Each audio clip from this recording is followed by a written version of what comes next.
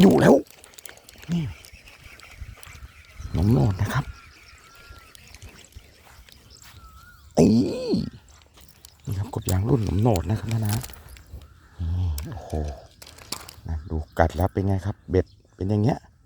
นะกัดแล้วเป็นอย่างนี้นะครับก็ฝากผลงานด้วยนะครับกบยางรุ่นหนมโนดกับหมายลกๆนะครับหมายโหดๆเล่นได้เลยนะครับ